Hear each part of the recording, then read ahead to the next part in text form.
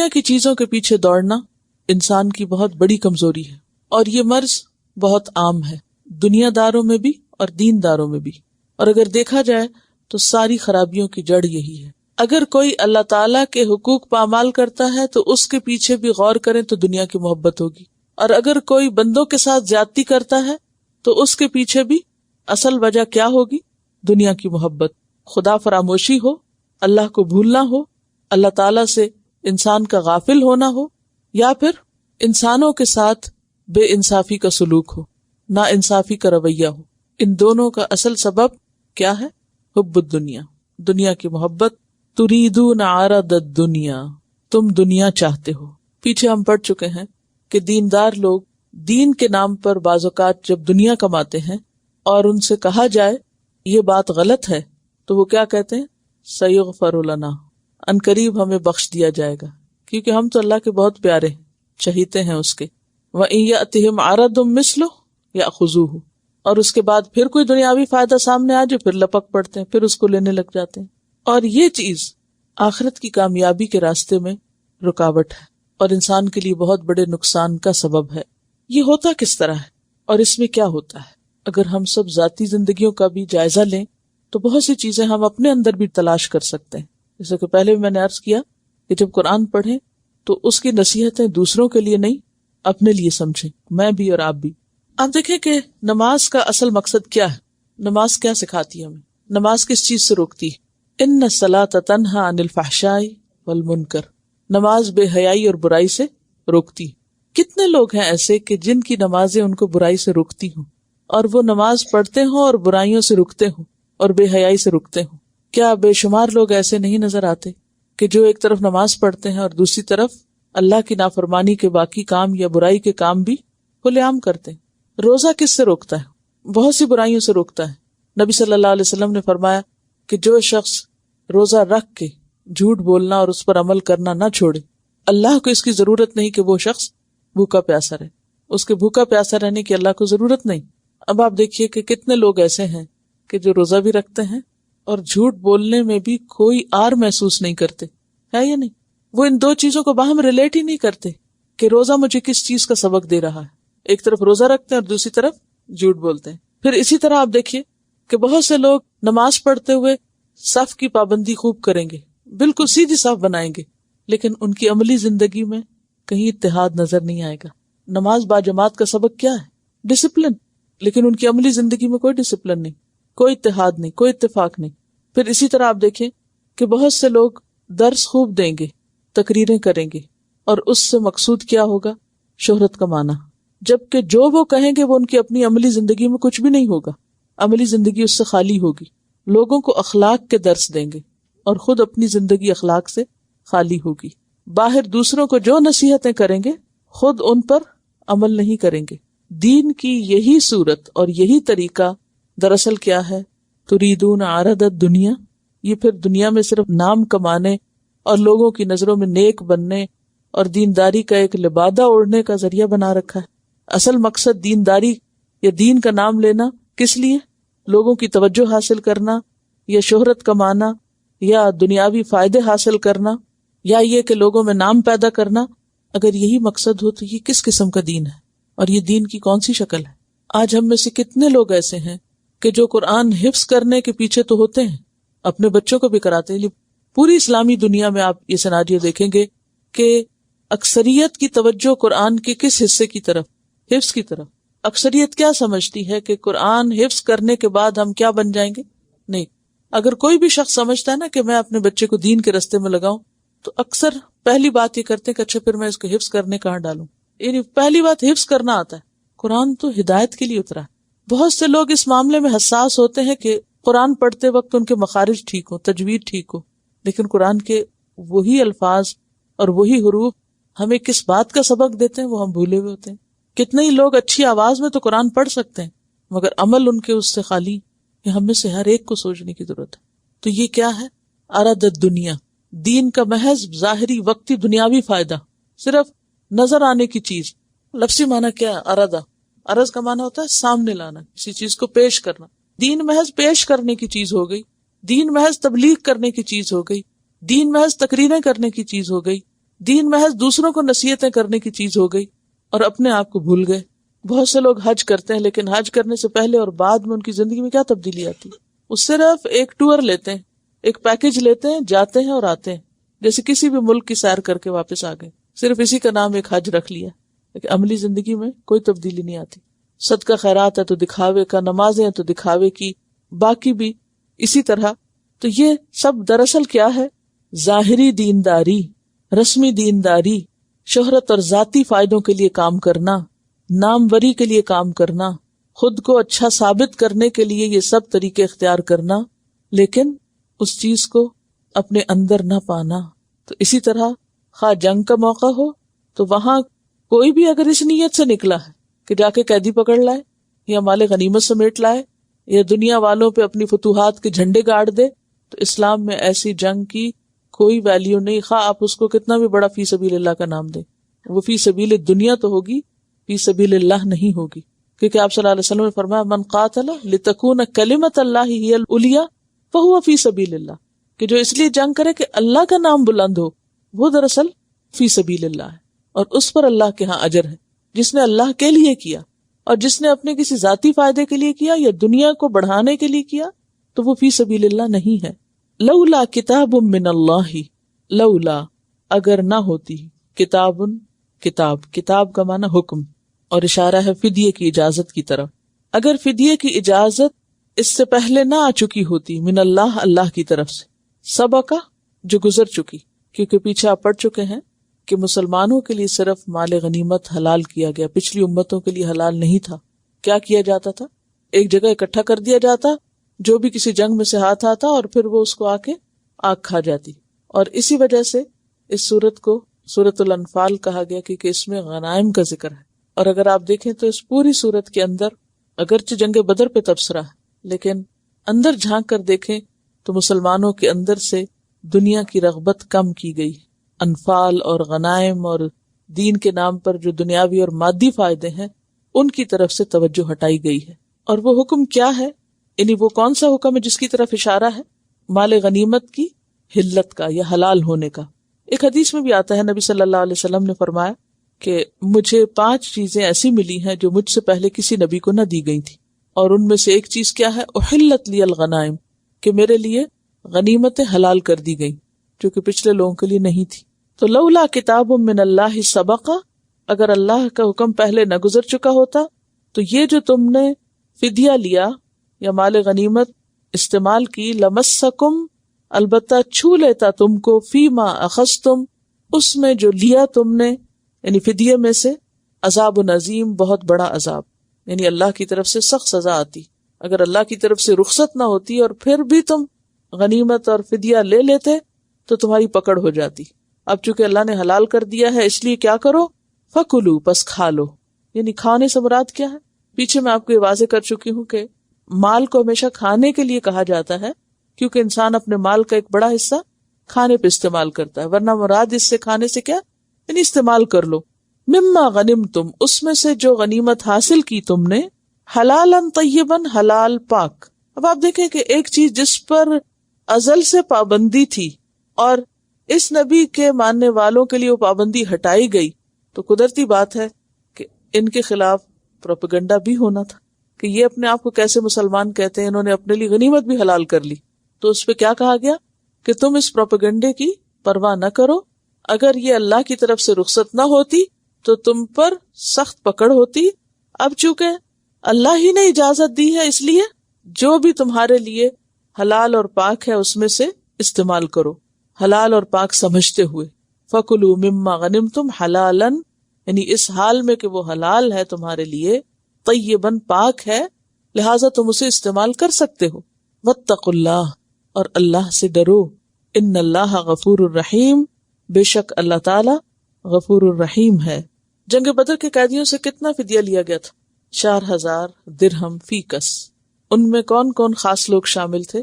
آپ کے چچا حضرت عباس, آپ کے داماد ابو العاص, اسی طرح نوفل بن حارث, آپ کے چچا زاد بھائی عقیل بن ابی طالب, یہ سب شامل تھے. اور آپ کو یاد ہوگا کہ جب ابو العاص کے معاوضے کے لیے حضرت زینب نے وہ ہار بھیجا جو حضرت خدیجہ نے آپ کو دیا تھا, تو اس کو دیکھتے ہی آپ کی آنکھیں نم آلود ہو گئیں. اور اس وقت آپ نے صحابہ سے پوچھا اگر تم اجازت دو تو میں زینب کے قیدی کو چھوڑ دوں اور زینب کا ہار واپس کر دوں. تو صحابہ نے اس میں سب نے اگری کیا کہ آپ ایسا کر سکتے ہیں. اور صرف یہ ابو العاص کے ساتھ ہی رخصت نہیں برتی گئی تھی، اور قیدیوں کے ساتھ بھی رخصت برتی گئی تھی. جو نہیں دے سکتے تھے ان کے لیے معاوضہ نرم کر دیا گیا، حتیٰ کہ بعض ایسے لوگ تھے جن سے یہ کہا گیا کہ ٹھیک ہے تم مال نہ دو بلکہ اس کے بدلے میں ہمارے بچوں کو لکھنا پڑھنا سکھا دو. اور بعض کو صرف اس پہ چھوڑ دیا گیا، ان سے کچھ بھی نہیں لیا گیا کہ تم آئندہ نہیں لڑنے آؤ گے، آئندہ جنگ میں شریک نہیں ہوگے. انہوں نے ایک وعدہ کیا تو ان سے نہ فدیہ لیا گیا، نہ پڑھائی کروائی گی، نہ کچھ اور ایسے ہی چھوڑ دیا گیا. لیکن جو دے سکتے تھے ان سے 4000 درہم فی کس لیا گیا. یا ایھا النبی، اے نبی صلی اللہ علیہ وسلم، قل کہہ دیجئے، کس سے؟ لمن، واسطے اس کے جو، فی ایدیکم، تمہارے ہاتھوں میں ہے، من الاسرا، قیدیوں میں سے، یعنی تمہارے پاس قیدیوں میں سے جو بھی آئے ہیں پکڑے ہوئے، ان سے آپ کہہ دیجئے، ان یعلم اللہ فی قلوبکم خیرا، اگر جان لیا اللہ نے تمہارے دلوں میں بھلائی کو، یؤتکم، دے گا تم کو، خیرا، بہتر، مما اخذ منکم، اس سے جو لے لیا گیا تم سے، کیا؟ فدیہ. ویغفر لکم، اور بخش دے گا تمہارے لیے، کس کو؟ تمہارے گناہوں کو. واللہ غفور الرحیم، اور اللہ غفور الرحیم ہے. اس آیت کے بارے میں حضرت ابن عباس کہتے ہیں کہ یہ آیت میرے بارے میں اتری، کیونکہ جب حضرت عباس جو حضور صلی اللہ علیہ وسلم کے چچا تھے ان کو قید کر کے لایا گیا تو آپ صلی اللہ علیہ وسلم نے حضرت عباس سے فرمایا کہ آپ فدیہ دیں. تو انہوں نے کہا میرے پاس کچھ نہیں. تو آپ نے فرمایا کیا آپ کے پاس وہ مال نہیں جو مکہ سے روانگی کے وقت آپ نے اپنی بیوی ام الفضل کے پاس جمع کرایا تھا؟ حضرت عباس نے پوچھا آپ کو یہ کس نے خبر دی؟ کیونکہ یہ بات صرف میاں بیوی کے درمیان تھی، کسی تیسرے کو پتہ ہی نہیں تھی. کیونکہ میں نے رات کی تاریکی اور تنہائی میں اپنی بیوی کے سپرد وہ مال کیا تھا اور کوئی تیسرا آدمی اس سے واقف نہیں. آپ نے فرمایا کہ مجھے میرے رب نے اس کی پوری تفصیل بتا دی. اور آپ کی اسی بات پر پھر حضرت عباس مسلمان ہوئے تھے کہ میں گواہی دیتا ہوں کہ آپ واقعی اللہ کے رسول ہیں. لیکن ان سے فدیہ لیا گیا، چھوڑا نہیں گیا ان کو. حضرت عباس فرماتے ہیں کہ اللہ کا یہ فرمان صحیح ثابت ہوا. کون سا؟ جو اس آیت میں بیان کیا گیا ہے. میں نے اپنی آزادی کے لیے 120 اوقیہ سونا زر فدیہ دیا. اسلام لانے کے بعد اللہ نے 20 تاجر غلام مجھے دلوائے. ایک اور جنگ کے موقع پر پھر ان کو جب حصہ دیا گیا تو 20 غلام ملے جو سب کے سب تجارت کرتے تھے. اور وہ کہتے ہیں کہ ان میں سے ایک غلام جو ہے وہ کم از کم 1000 درہم سے کم کا نہیں. اس کی اپنی قیمت بھی زیادہ ہے اور اس کے ساتھ وہ یہ کہ آگے تجارت بھی کر رہا ہے. اچھا، اب آپ دیکھیے کہ اس آیت سے کیا سبق ملتا ہے. پہلی بات تو یہ کہ قیدی قید ہو کر آئے ہیں تو ہونا تو یہ چاہیے تھا کہ ان کو مارا پیٹا جاتا، برا بھلا کہا جاتا، لان تان کی جاتی، ان کو آتے جاتے لوگ تانے دیتے، دیکھو تمہارے ساتھ کیا ہوا، تم نے مزہ چکھ لیا اپنے کفر کا. ایسی کوئی بات نہیں کہی گئی، کوئی بد اخلاقی نہیں، بلکہ اس کے برعکس خوشخبری دی گئی. کیا؟ اگر تم مسلمان ہو جاؤ، ان یعلم اللہ فی قلوبکم خیرا، اشارہ ہے اسلام کی طرف، یعنی اسلام کی طرف تم راغب ہو جاؤ تو آج تمہارے فدیے میں تم سے جو کچھ لیا جا رہا ہے وہ کل تمہیں اس سے زیادہ واپس دنیا میں ہی لوٹا دیا جائے گا، اور تمہارے پچھلے سارے گناہ اسلام کی وجہ سے معاف کر دیے جائیں گے، اور اللہ غفور الرحیم ہے. وَإِن يُرِيدُوا خِيَانَتَكَ، اور اگر وہ آپ سے خیانت کرنا چاہیں، خیانت سے مراد یہاں کیا ہے؟ دھوکا. کس بات کا؟ کہ صرف زبانی اسلام لا کے آپ کو خوش کر دیں اور حقیقت میں مسلمان نہ ہو. فرمایا فقد خان اللہ من قبل، انہوں نے اس سے پہلے بھی اللہ سے خیانت کی تھی. اشارہ ان کے شرک اور کفر کی طرف، یعنی بدر سے پہلے، جنگ میں شریک ہونے سے پہلے بھی تو یہ اللہ سے خیانت کر رہے تھے، کفر کر رہے تھے. فَأَمْكَنَ مِنْهُمْ، تو اس نے قابو کرا دیا ان میں سے. امکانہ کا لفظ جو امکان سے ہے، ایک کو دوسرے پہ قابو دلوانا، پکڑوانا، تو اس نے پکڑوا دیا ان میں سے، یعنی بدر کے دن قیدی کروا دیا تمہیں. واللہ علیم حکیم، اور اللہ علم والا ہے، حکمت والا ہے. پہلے انہیں ترغیب دلائی گئی اور پھر ان کو ایک طرح سے وارننگ دی گئی کہ دیکھو اگر تو مسلمان ہونا ہے تو سچے دل سے ہونا، خیانت نہ کرنا. اپنی اس خیانت اور کفر پر جو تم پہلے کر رہے ہو، دیکھو تم کس انجام کو پہنچے ہو. اللہ نے اس کی وجہ سے تمہیں آج مسلمانوں کے ہاتھوں ذلیل کیا ہے، لہذا آئندہ اللہ کو دھوکہ نہ دینا، منافقت نہ برتنا، اور اللہ علم والا ہے، اسے سب کے دلوں کا حال پتہ ہے اور حکمت والا ہے، وہ سب جانتا ہے کہ کس کے ساتھ کیا سلوک ہونا چاہیے۔ اور اس سے کیا سبق ملتا ہے؟ جو بھی کام کیا جائے سچائی کے ساتھ کیا جائے اور اللہ کی خاطر کیا جائے۔ جیسے پیچھے ابھی میں بات کر رہی تھی نا کہ اراد دنیا، بعض اوقات ہم دین کے پردے میں دنیا کی محبت دلوں میں رکھے ہوئے ہوتے ہیں اور اس کا ہمیں خود بھی نہیں پتا ہوتا۔ یہ بھی کیا ہے دراصل؟ خیانت۔ ہم ظاہر کیا کر رہے ہیں؟ مثلا آپ دیکھیے کہ اگر آپ بہت بظاہر خشوع و خضوع سے نماز پڑھ رہے ہیں، بڑی اچھی، اور دل میں آپ کی یہ خیال ہے کہ اچھا دوسرے لوگ ذرا مجھے دیکھیں تو خوش ہو جائیں، تو یہ اندر کا خیال اور باہر کا عمل اگر فرق ہے تو خیانت ہے، یہ کمی ہے، یہ دھوکہ ہے۔ یخادعون اللہ والذین آمنوا وما یخدعون الا انفسهم۔ اب آپ دیکھیے کہ شیطان ایسے خیال تو دل میں ڈال ہی دیتا ہے، لیکن اس موقع پہ کیا کرنا چاہیے؟ نماز چھوڑ دینی چاہیے؟ کیا کرنا چاہیے؟ اپنے آپ کا حساب کر کے، محاسبہ کر کے، جائزہ لے کے اپنے دل کی کیفیت کو پھر پلٹانا چاہیے کہ نہیں، مجھے یہ کام اللہ کے لیے کرنا چاہیے، لوگ مجھے کیا دیں گے؟ لوگ تو ابھی دیکھ رہے ہیں نا، اور شاید دیکھ بھی نہ رہے ہو اور تھوڑی دیر کے بعد نکل کے تو بھول بھی جائیں گے، لیکن جو کام اللہ کے لیے کرو گے تو ہمیشہ کے لیے لکھا جائے گا اور اس کا اجر بھی محفوظ ہوگا۔ اپنی اصلاح فوراً کرنی چاہیے، نہ کہ نیکی کا کام چھوڑ کے بیٹھ جائے انسان۔ اسی طرح کوئی بھی کام، تو یہاں پر یہ ہے کہ اگر کوئی شخص ظاہری دینداری کا اظہار کرے گا، مسلمان بن کے دکھائے گا تاکہ اس سے نبی صلی اللہ علیہ وسلم خوش ہو جائیں، اور پھر واپس جا کے جو اس کے جی میں آئے کرے، فرمایا یاد رکھو آج پکڑے گئے ہو نا، پھر بھی پکڑے جاؤ گے۔ کوئی شخص اللہ کو دھوکہ دے کے کہیں بچ کے جا نہیں سکتا، بھاگ نہیں سکتا۔ تو اس میں ہم سب کے لیے کیا سبق ہے؟ اپنے ساتھ سچا ہونے کی ضرورت ہے، اللہ کے ساتھ سچے ہوں اور اپنے ساتھ سچے ہوں تو لوگوں کے ساتھ بھی سچے ہو جائیں گے۔ جو اپنے ساتھ سچا نہیں، وہ کسی اور کے ساتھ کیا سچا ہو سکتا ہے؟ جو خود کو دھوکہ دے رہا ہے غوروں کو بھی دے دے گا۔ پھر فرمایا ان الذین آمنوا، بے شک وہ لوگ جو ایمان لائے، وہاجروا، اور انہوں نے ہجرت کی، یعنی مکہ سے مدینہ آ گئے، وجاہدوا باموالہم، اور انہوں نے جہاد کیا اپنے مالوں کے ساتھ، وانفسہم، اور اپنی جانوں کے ساتھ، یعنی جان و مال دونوں اللہ کے راستے میں لگائے، فی سبیل اللہ، اللہ کے راستے میں۔ یہاں اللہ کے راستے کا خاص طور پر اس لیے ذکر کیا گیا کہ اسلام سے پہلے جنگیں کس مقصد کے لیے ہوتی تھی؟ دنیا کمانے کے لیے، دنیا کی خاطر ہوتی تھی، اور یہاں فی سبیل اللہ کی شرط ہے۔ والذین آووا، اور وہ لوگ جنہوں نے پناہ دی، ٹھکانہ دیا، ونصروا، اور مدد کی، کس کی طرف اشارہ ہے؟ انصار مدینہ کی طرف۔ اولئک، یہ لوگ، کون لوگ؟ انصار اور مہاجرین، بعضهم، ان میں سے بعض، اولیاء بعض، دوست ہیں بعض کے، مددگار ہیں بعض کے۔ اولیاء کس کی جمع ہے؟ ولی کی، اور ولی کا کیا معنی ہے؟ دوست، حمایتی، مددگار، سرپرست، وارث کے معنوں میں بھی آتا ہے۔ والذین آمنوا، اور وہ لوگ جو ایمان لائے، ولم یہاجروا، اور انہوں نے ہجرت نہیں کی، یہ دوسری کیٹیگری۔ پہلا گروہ کون سا؟ ایمان لا کے ہجرت کی اور جہاد کیا مال و جان کے ساتھ اللہ کے راستے میں، اور پھر جہاں گئے وہاں بھی ایمان والے موجود ہیں جنہوں نے اللہ کی خاطر لوگوں کو پناہ دی۔ یاد رکھیں اسلام سے قبل باہمی حمایت اور نصرت خاندان اور قبیلے کے بنیاد پر ہوتی تھی۔ اگر کوئی کسی کا ساتھ دیتا تھا یا مدد کرتا تھا تو اس کی ایک ہی وجہ تھی، اور کیا؟ کہ یہ ہمارا رشتہ دار ہے، یہ ہماری برادری سے ہے۔ یہ کانسیپٹ پہلی دفعہ دنیا میں آیا، یعنی عربوں کے ہاں، کہ دین کی خاطر بھی دوستی ہوتی اور دین کی خاطر بھی محبت ہوتی اور طرفداری اور حمایت ہوتی، تو یہاں اس کو اجاگر کیا جا رہا ہے۔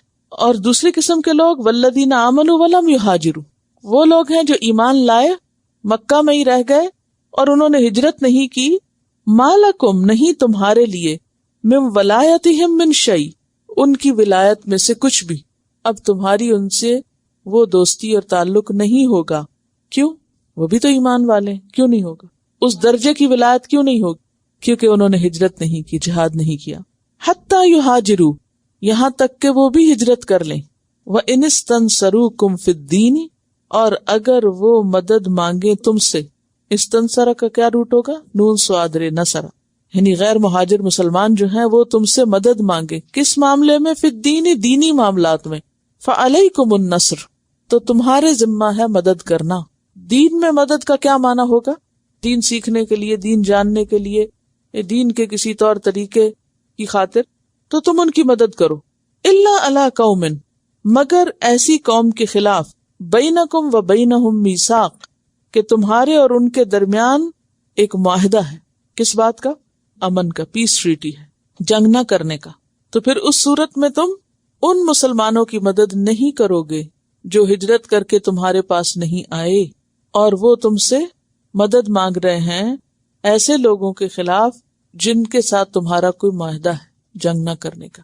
یعنی ان کا ساتھ دے کر ان سے نہیں لڑو گے جن سے تم نے نہ لڑنے کا وعدہ کر رکھا ہے، خواہ کوئی تمہیں اسلام کے نام پر ہی کیوں نہ بلائے، خواہ مسلم ہو کوئی یا نان مسلم ہو، کسی سے بھی خیانت جائز نہیں. واللہ بما تعملون بصیر، اور اللہ ساتھ اس کے جو تم عمل کرتے ہو دیکھ رہا ہے. تو اس سے کیا پتہ چلتا ہے، کیا سیکھا آپ نے؟ ایمان کے بھی درجے ہیں، اور ایمان یا دین کے نام پر جو دوستی ہوگی یا ولایت ہوگی اس کے بھی درجے ہیں. اعلیٰ درجے کی ولایت کیا ہوگی، اعلیٰ درجے کی دوستی کیا ہوگی، حمایت کس بنیاد پر ہوگی، کس نے کتنی قربانی کی ہے، کون کتنا اللہ کے راستے میں سچا ہے. اور پھر اگر کوئی شخص ایمان والا ہے لیکن اس کا ایمان پہلے درجے کے برابر نہیں، تو بھی تم اس کے ساتھ جہاں تک ہمدردی مدد ہو سکتی کرو، لیکن اس وقت پھر مدد نہیں کرو گے جب وہ ایسی چیز کے لیے بلائے جو تمہارے دین کے خلاف جاتی. دین کے خلاف کیسے؟ کہ اگر تم نے کسی سے معاہدہ کر رکھا ہے تم اس سے جنگ نہیں کرو گے، اور تمہارے مسلمان بھائی بلا رہے ہیں کہ آؤ ہمارے ساتھ مل کے ان کے خلاف جنگ کرو، تو تم اس پہ لبیک نہیں کہو گے، وہاں اسلام کا نام استعمال نہیں کرو گے. ایسا کرنا ایک غیر قوم کے خلاف معاہدے یا وعدے کی خلاف ورزی ہے جس کی اسلام میں اجازت نہیں. چاہے دھوکہ کسی نان مسلم کو دینا ہو تو بھی جائز نہیں. اگر کہیں معاہدہ توڑنا ہو تو اطلاع دے کے منسوخ کرو، ورنہ نہیں. والذین کفروا، اور وہ لوگ جنہوں نے کفر کیا، بعضهم اولیاء بعض، ان میں سے بعض کے دوست ہیں.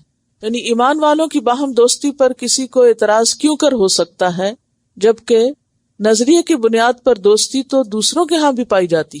نظریے سے مراد یہاں کیا ہے؟ اسلام، عقیدہ، ایک آئیڈیالوجی. والذین کفروا، تو کفر بھی ایک آئیڈیالوجی ہے. تو جنہوں نے کفر کیا وہ بھی اپنے کفر کی وجہ سے ایک دوسرے کے دوست بنے ہوئے ہیں، حمایتی ہیں، مددگار ہیں. الا تفعلوہ، اگر نہ تم اس کو کرو گے، کس کو؟ یعنی مسلمانوں کی حمایت اور مدد دین کی بنیاد پر، تکن تو ہوگا، کیا ہوگا؟ فتنۃ، فتنہ، فی الارض، زمین میں، وفساد کبیر، اور فساد بہت بڑا. اگر تم دین کی بنیاد پر اہل ایمان کی مدد نہ کرو گے تو اس سے زمین میں بہت بڑا فساد پھیل جائے گا. والذین آمنوا، اور وہ لوگ جو ایمان لائے، وہاجروا، اور انہوں نے ہجرت کی، وجاہدوا فی سبیل اللہ، اور اللہ کے راستے میں جہاد کیا. والذین آووا، اور وہ لوگ جنہوں نے پناہ دی، ونصروا، اور انہوں نے مدد کی. اولئک، یہی لوگ، ہم المؤمنون حقا، وہ مومن ہیں سچے. تو یہاں سچے مومنوں کی دو صفات بیان کی گئی. کون کون سی؟ نمبر 1 ایمان، ہجرت اور جہاد، یعنی بیسیکلی مہاجر بنے، اور نمبر 2 مدد کرنے والے یعنی انصار بنے. تو سچا مومن بننے کے لیے انسان کو یا تو مہاجر بننا ہوگا اور یا انصار. ٹھیک ہے. اولئک ھم المؤمنون حقا، یہی سچے پکے مومن ہیں. کون؟ جو ان دو کاموں میں سے ایک کام کریں. لہم مغفرۃ، ان کے لیے مغفرت ہے، ورزق کریم، اور رزق ہے عزت والا. یعنی جنتوں میں جو رزق اللہ دے گا اس میں بہت عزت ہوگی. یعنی اگر تم دین کی بنیاد پر ایمان والوں کی مدد نہیں کرو گے، یعنی پہلے جاہلیت میں وہ کس بنیاد پر مدد کرتے تھے؟ خاندان اور قبیلے کی بنیاد پر. اب وہ معیار بدل گیا، سٹینڈرڈ بدل گیا. اب ایک نیا معیار ہے، اور اس معیار کو ملحوظ خاطر رکھنا ضروری تھا ان کے لیے کہ اگر تم نے اس بنیاد پر مدد نہ کی، کیونکہ آپ دیکھیں کہ جو لوگ ہجرت کر کے آئے تھے ان کے بہت سے رشتہ دار مکہ میں تھے، جن میں سے کچھ مومن تھے اور کچھ ابھی تک کافر تھے. اب اگر اہل مکہ مسلمانوں پر یلغار کرتے ہیں تو جو مکہ کے مہاجرین ہیں وہ کس کا ساتھ دیں گے؟ اپنے ان رشتہ داروں کا یا نبی صلی اللہ علیہ وسلم کا؟ نبی صلی اللہ علیہ وسلم کا، کیونکہ وہ اللہ کی خاطر ہجرت کر کے یہاں آئے ہیں. اب وہ اہل مدینہ کے ساتھ مل کے لڑ رہے ہیں اپنے مکہ والے رشتہ داروں کے خلاف. تو معیار بدل گئے ہیں نا دوستی اور دشمنی کے. پہلے معیار صرف قبیلے کی بنیاد پہ ہوتے تھے. وہ میں نے آپ کو پہلے بھی ایک شعر سنایا تھا کہ ایک جاہلی شاعر کہتا ہے ہل انا الا من غزیت ان غوت غویت و ان ترشد غزیت ارشدی، کہ نہیں ہوں میں مگر غزیہ قبیلے سے، اگر وہ بہکا تو میں بھی بہکوں گا، ان غوت غویت و ان ترشد غزیت ارشدی، اور اگر وہ ہدایت پایا تو میں بھی سمجھ بوجھ سے کام لوں گا، میں ان کے پیچھے جو وہ کرے گا وہ میں کروں گا۔ یہ معیار تھا۔ آج آپ دیکھیں ہم نے بھی مختلف معیار بنائے ہوئے، لیکن اللہ کے نزدیک اصل معیار کیا ہے؟ ایمان، محبت کا معیار۔ وہ کیوں آتا ہے حدیث میں من احب للہ و ابغض للہ و اعطى للہ و منع للہ فقد استکمل الایمان، جس نے اللہ کے لیے محبت کی، اللہ کے لیے بغض رکھا، اللہ کے لیے دیا اور اللہ کے لیے روک لیا، اس نے اپنا ایمان مکمل کر لیا۔ تو یہاں پر اسی چیز کا امتحان ہے۔ اصل میں ہم بہت دور ہیں اس جگہ اور اس موقع اور اس ساری چیز سے، اس لیے شاید پوری طرح اس کو گراسپ نہیں کر رہے۔ اب تھوڑی دیر کے لیے تصور میں لائیے کہ جب نبی صلی اللہ علیہ وسلم نے لوگوں کو اسلام کی طرف بلایا تھا، گھر گھر میں لڑائی پڑ گئی تھی، گھر گھر میں دوستی اور دشمنی میں فرق آ گیا تھا، بھائی بھائی کا دشمن بن گیا تھا۔ اور آپ کو معلوم ہے کہ جنگ بدر میں بھی کون کون کس کے مقابل آیا تھا؟ باپ بیٹا کے، بھائی بھائی کے، چچا بھتیجے کے۔ اور حضرت ابوبکر کے بیٹے نے کہا تھا کہ ابا جان آپ میری تلوار کی زد میں 2 دفعہ آئے لیکن میں آپ کو بچا گیا۔ تو حضرت ابوبکر نے کیا کہا تھا؟ اگر تم میری تلوار کی زد میں آتے تو میں تمہیں نہ چھوڑتا۔ کسی باپ کو آپ دیکھیں کہ وہ اپنی اولاد کو آج یہ کہہ سکتے کہ میں تمہیں اسلام کے نام پہ نہ چھوڑتا، کیونکہ یہ ان کے خلوص کا، سچائی کا ایک امتحان تھا کہ جہاں دین کی بات آتی ہے وہاں جذبات اور خون کے رشتے اور دلی محبتیں کس کیٹیگری میں کہاں رکھتے ہو۔ یہ بہت بڑا ٹیسٹ تھا، بہت بڑا امتحان تھا۔ اور پھر آپ دیکھیں کہ حضرت عباس ادھر کھڑے ہیں، بھتیجا یہاں کھڑے، نبی صلی اللہ علیہ وسلم ادھر کھڑے ہیں، ابو العاص داماد دشمن کی صف میں کھڑے ہیں، بیٹی پیچھے ہیں، سچی مومن ہے، شوہر اجازت نہیں دے رہا ہجرت کرنے کی، ان کو چھوڑ دیا اس وعدے پہ جاؤ تم اسے یہاں بھیج دو، تو بھیج دیا۔ یہ بہت بڑے ٹیسٹ تھے، بہت بڑے ٹیسٹ۔ آج آپ دیکھیں کہ ہم دین کی وجہ سے کس سے ناراض ہوتے ہیں اور دین کی وجہ سے کس سے دوستی کرتے ہیں، وہ چیزیں نہیں ہیں ہم میں۔ ہم کسی کا بھی ساتھ دیتے ہیں تو یہ دیکھ کے کہ اچھا یہ میرا رشتہ دار ہے یا دوست ہے یا علاقے سے ہے، اپنوں کی خاطر دین بھی چھوڑ دیتے ہیں۔ تو یہ ان کے لیے تو زندگی موت کا مسئلہ تھا، اور وہ صرف اور صرف ایمان اور صرف ایک اللہ کی ذات۔ پھر اس کے بعد آپ دیکھیں ابو جہل کے بیٹے مسلمان ہوتے ہیں، ولید کا بیٹا مسلمان ہوتا ہے، خالد بن ولید جو ہے، اسی طرح جتنے ہی بڑے بڑے سردار تھے یہ سب ختم ہوتے، ان سب کی اولاد مسلمان ہو جاتی ہے، اور پھر وہ سارے آگے بڑھ کر اسلامی فوجوں میں شریک ہوتے ہیں۔ حضرت خالد بن ولید نے 100 جنگوں میں حصہ لیا تھا، وہ سب اسلام کی خاطر تھی۔ پھر اسی طرح صفوان بن امیہ بن خلف کا بیٹا تھا، بڑے بڑے جتنے بھی دشمن تھے سب کی اولادیں مسلمان ہوئی، کسی نے بھی اپنے آباء و اجداد کے دین کو نہیں پوجا، پھر چھوڑ دیا۔ اور یہ تبدیلی کس چیز نے لائی تھی؟ اسلام نے لائی تھی۔ جب اسلام کی بات سمجھ میں آ گئی تو سب باپ دادا کے طریقے چھوڑ دیے۔ ایموشنلی ڈیٹیچ کرنا کسی چیز سے اپنے آپ کو بہت مشکل چیز ہوتی ہے۔ فزیکلی انسان الگ ہو جاتا ہے، مال بھی دے دیتا ہے، سب کچھ، ایموشنلی اپنے آپ کو کسی چیز سے الگ رکھ کے یہ کہنا کہ تم میری اولاد ہو لیکن میں تمہارے گلے پہ چری پھیر سکتا ہوں۔ حضرت ابراہیم نے بھی تو یہ کیا تھا نا، بہت بڑی بات ہوتی۔ یہ ٹیسٹ ہے، ایمان کے امتحان ہے۔ والذین آمنوا من بعد، اور جن سے جتنا بڑا اللہ نے کام لینا ہوتا اتنے بڑے امتحان ڈالتے۔ صحابہ کرام نے بہت بڑا کام کرنا تھا، اس لیے ان کو خوب ہلا جلا کے خالص کر دیا گیا۔ اور وہ لوگ جو ایمان لائے من بعد، اس کے بعد، وہاجروا، اور انہوں نے ہجرت کی، وجاہدوا، اور انہوں نے جہاد کیا، معکم، تمہارے ساتھ، فاولئک منکم، تو یہی لوگ تم میں سے ہیں، خواہ وہ تمہارا خاندان قبیلہ نہیں لیکن وہ تمہارے رشتہ دار ہیں۔ اور یہ کون ہے ایمان والے؟ بعد، یہ صلح حدیبیہ کے بعد ہجرت کرنے والے ہیں۔ صلح حدیبیہ سے پہلے جن لوگوں نے ہجرت کی اور جو ابتدا میں ایمان لائے ان کو سابقون کہا گیا، فالسابقون السابقون۔ اور پھر اس کے بعد جو لوگ ایمان لائے اور ہجرت کی وہ بھی مومن کہلائے، لیکن obviously ان کا مقام اور درجہ پہلوں سے کم تھا۔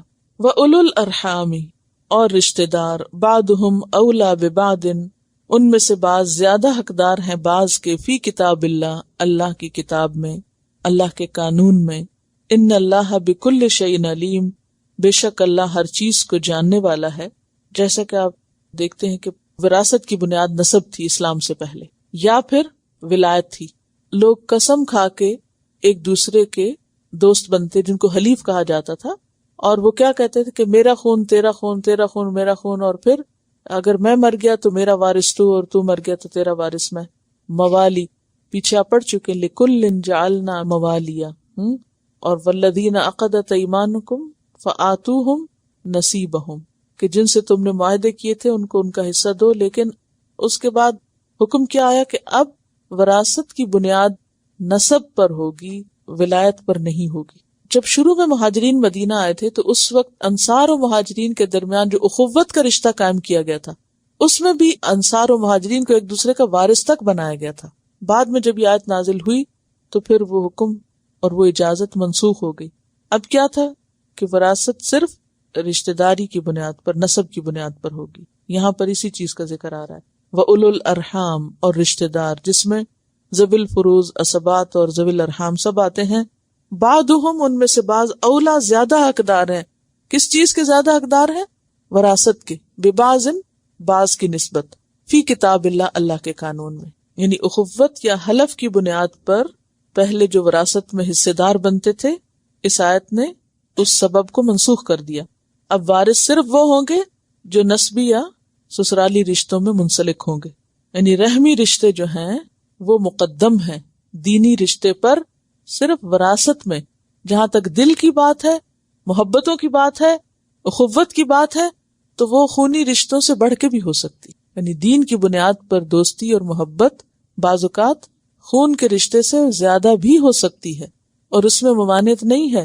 لیکن جو حق حقوق ہیں رشتہ داروں کے، وہ تو دینے ہی ہوں گے، کیونکہ پیچھے ہم پڑھ چکے نا، للرجال نصیب مما ترک الوالدان والاقربون وللنساء نصیب مما ترک الوالدان والاقربون. تو والدین اور اقربون جو چھوڑیں گے اسی میں سے حق پا سکتے ہو، اس کے علاوہ نہیں. تو یہاں 4 قسم کے لوگوں کا ذکر آیا ہے. ٹھیک ہے. نمبر 1 المہاجرون الاولون کا. مہاجرون الاولون، اور وہ کون ہے مہاجرون الاولون؟ جن کے بارے میں سورۃ التوبہ آیت 100 میں بھی آتا ہے، والسابقون الاولون من المہاجرین والانصار والذین اتبعوہم باحسان رضی اللہ عنہم ورضوا عنہ.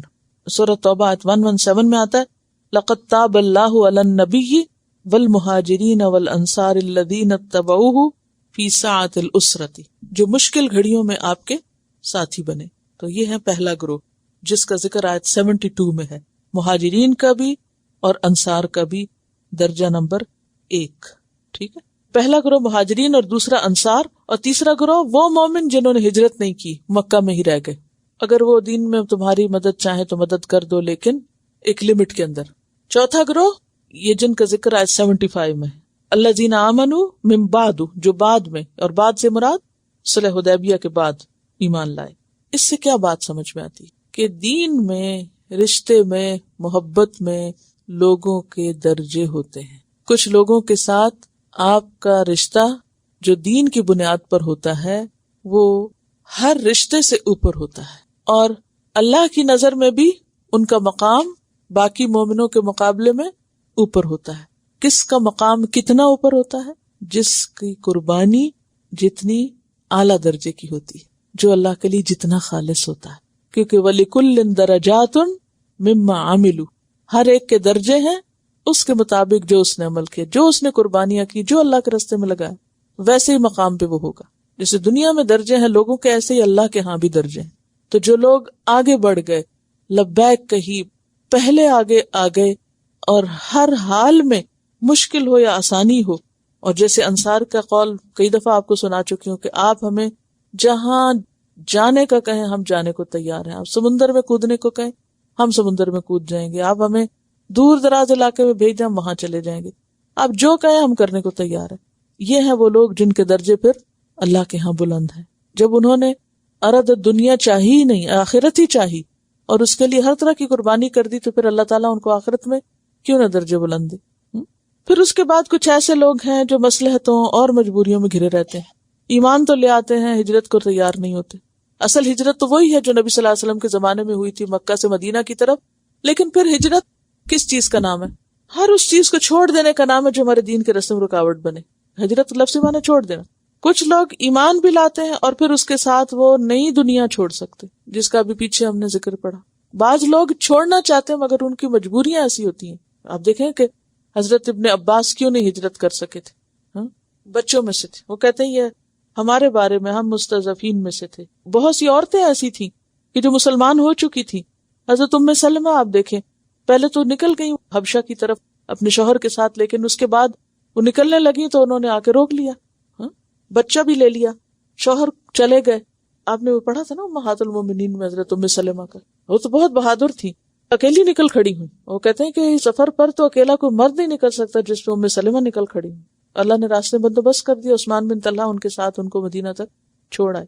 اسی طرح کئی اور ایسی عورتیں، کمزور بچے، بوڑھے لوگ جو نہیں نکل سکتے تھے. اللہ ان کا عذر جانتا ہے، ان کے درجے بھی اللہ کے ہاں ہیں.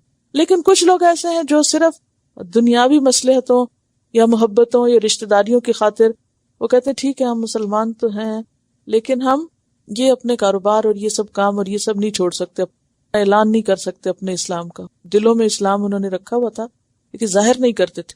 یہ کمزور ایمان والے لوگ تھے. اور آپ کو معلوم ہے کہ مکہ پر حملہ نہ کرنے کی ایک بڑی وجہ یہ لوگ بھی تھے. اگر حملہ ہوتا تو اس میں ایسے لوگ بھی جو اصل میں مسلمان تھے وہ بھی پس جاتے، جو اسلام چھپائے ہوئے تھے اپنی مجبوریوں یا عذر کی وجہ سے یا بغیر عذر کے. تو سب کے ایمان کا درجہ ایک جیسا نہیں ہوتا، لیکن سب کو یہ یاد رکھنا چاہیے کہ جیسا درجہ ایمان کا ہوگا ویسا ہی درجہ آخرت میں ہوگا. اور پھر یہ ہے کہ کچھ لوگ انتظار کرتے رہتے ہیں اور مناسب موقعوں کی تلاش میں رہتے ہیں. کچھ لوگ تو مصیبتوں تکلیفوں کی پرواہ کیے بغیر مسلمان ہو گئے، اور مدینہ والوں میں سے بھی کچھ لوگوں نے جا کے آپ صلی اللہ علیہ وسلم کو بلا لیا اور کہا ہمیں نہیں پرواہ کہ ہمارے ساتھ کیا ہوتا ہے، خطرے مول لے لیے. لیکن کچھ لوگ ایسے تھے کہ جو شروع میں مسلمان نہیں ہوئے، لیکن جب دیکھا کہ اسلام کافی پھیل گیا ہے تو پھر یعنی کہ اسلام کی قوت یا اسلام کی ترقی دیکھ کر مسلمان ہوئے. تو obviously وہ جو بعد میں مسلمان ہوئے ان کا درجہ پھر وہ نہیں ہو سکا جو ابتدا میں کرنے والوں کا تھا. تو یاد رکھیے کہ جو شخص جتنے مشکل حالات میں کوئی کام کرتا ہے اتنا ہی اس کا اجر زیادہ ہوتا ہے. جس کی قربانی جتنی بڑی ہوتی ہے اس کا انعام بھی اللہ کے ہاں اتنا ہی بڑا ہے. چلے میں آپ کو پچھلی صورتوں کے ساتھ لے کے چلتی ہوں اور اس صورت میں آپ بتائیں گے مجھے اس دفعہ غور و فکر فرما کے کیا مرکزی مضمون ہے اور کس چیز پر توجہ دلائی گئی. اب دیکھتے ہیں کہ سورۃ البقرہ میں ہمیں یاد دہانی کرائی گئی تھی کہ ہم اس دنیا میں ذمہ دار مخلوق ہیں اور مومن کی جو مسئولیت ہے یا اس کی ذمہ داری ہے امت وسط کے فرد کی حیثیت سے. پھر آل عمران میں ہمیں بتایا گیا کہ اس ذمہ داری کو جب ہی کوئی پورا کر سکتا ہے جب اس کے اندر استقامت ہو. ثبات کی بات تھی، استقامت کی بات تھی اور اس پہ بہت سے واقعات تھے. سورۃ النساء میں عدل اور رحمت کی بات تھی کہ اگر تم گھریلو زندگی میں مضبوط ہوگے، کامیاب ہوگے تو انشاءاللہ باہر کی زندگی میں بھی کامیاب ہوگے. پھر سورۃ المائدہ میں وعدوں اور عہد کے وفا کرنے کی بات تھی. اور پھر سورۃ الانعام میں توحید کا سبق تھا اور شرک سے بچنے کی بات تھی، کیونکہ جب توحید مضبوط ہوتی ہے تبھی تمام اعمال درست ہو سکتے ہیں. پھر سورۃ الاعراف میں پچھلے انبیاء کے واقعات سنا کر حق و باطل کا جو معرکہ ہے اس کے لیے ایک ذہن تیار کیا گیا کہ ابتدائی دور سے ہی یہ ہوتا آیا، ہر قوم میں پیغمبر بھیجا گیا، لوگوں نے نہیں مانا اور پھر ان کا انجام جو کچھ ہوا. اور پھر جہاں سورۃ الاعراف ختم ہوئی وہاں سورۃ الانفال میں نبی صلی اللہ علیہ وسلم کے ساتھ صحابہ کرام کا جو طریقہ تھا، یعنی ایک ہی موضوع کے گرد ساری سورت گھوم رہی ہے. وہ کیا ہے؟ اصل میں اس میں کامیابی کا فلسفہ بتایا کہ مسلمانوں کی کامیابی یا اسلام کی کامیابی کا راز کس چیز میں ہے. کامیابی کے ذرعی اصول بتائے گئے ہیں اس میں. اب آپ اس ایک لفظ کامیابی کو دیکھ لیجئے، کیونکہ جنگ بدر جو ہے وہ یوم الفرقان تھی، اس میں مسلمانوں کو کامیابی حاصل ہوئی تھی. کامیابی کے لیے کیا کیا لوازمات ہیں؟ سب سے پہلی بات یہ سمجھائی گئی کہ وَمَن نَّصْرُ إِلَّا مِنْ عِندِ اللَّهِ. یاد رکھو کامیابی اللہ کی طرف سے ہوتی ہے. وہ اس کو کامیابی عطا کرتا ہے جو اس کے بتائے ہوئے طریقوں کے مطابق کام کرتا ہے. اور بتائے ہوئے طریقوں میں پھر آپ دیکھیے سب سے پہلا کام آپس کے تعلقات کی درستگی